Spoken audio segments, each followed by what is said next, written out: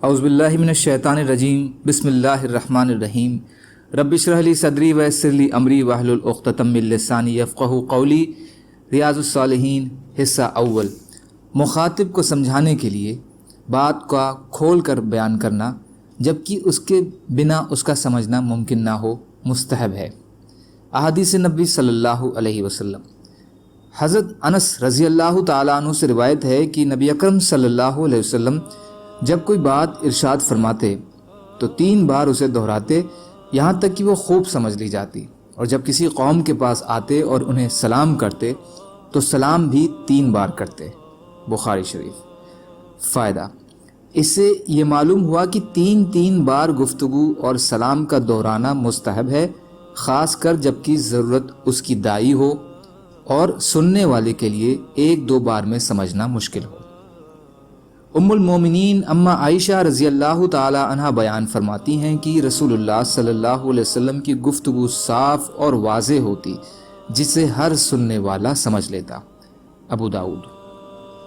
فائدہ: فصلاً کا مطلب ہے صاف اور واضح بیان کرنا، لیکن اس کا یہ مطلب بھی ہو سکتا ہے کہ آپ صلی اللہ علیہ وسلم ٹھہر کر اس طرح گفتگو فرماتے کہ زبان مبارک سے نکلنے والے الفاظ الگ الگ ہوتے، الفاظ اس طرح گڈمڈ نہ ہوتے جیسے عام طور پر تیز بولنے والوں سے ہوتے ہیں۔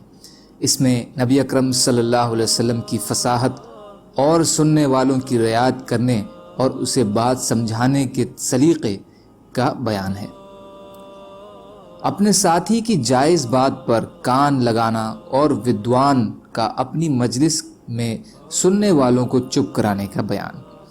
حضرت جریر بن عبداللہ رضی اللہ تعالی عنہ بیان فرماتے ہیں کہ مجھ سے رسول کریم صلی اللہ علیہ وسلم نے حجۃ الوداع یعنی اپنے آخری حج میں یہ فرمایا کہ لوگوں کو خاموش کراؤ، پھر فرمایا تم میرے بعد کافر نہ ہو جانا کہ ایک دوسرے کی گردنیں مارو۔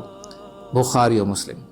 فائدہ: خاموش کراؤ سے امام نووی رحمۃ اللہ علیہ نے 2 باتوں پر وویچن فرمایا ہے کہ جائز بات ہو رہی ہو تو کان لگا کر توجہ سے سننا جائز ہے، بلکہ کچھ صورتوں میں ضروری ہے، یہ ٹو لگانے میں شامل نہیں ہے جو ممنوع اور حرام ہے، اور بات سننے کے لیے کان اس وقت لگائے جا سکتے ہیں جب خاموشی ہوگی۔ دوسری بات تو بالکل واضح ہے کہ اپنی بات سنانے کے لیے حاضرین کو خاموش ہونے اور خاموش رہنے کی تلقین کی جائے۔ اللہ تعالیٰ کہنے سننے سے زیادہ عمل کی توفیق عطا فرمائے، اور مظلوم کشمیریوں، فلسطینیوں اور دیگر ممالکوں میں جہاں بھی مسلمان بھائی و بہن پریشان ہیں ان کی مدد فرمائے، اور ہم کو اپنی استطاعت کے بقدر اپنا حق ادا کرنے والا بنائے۔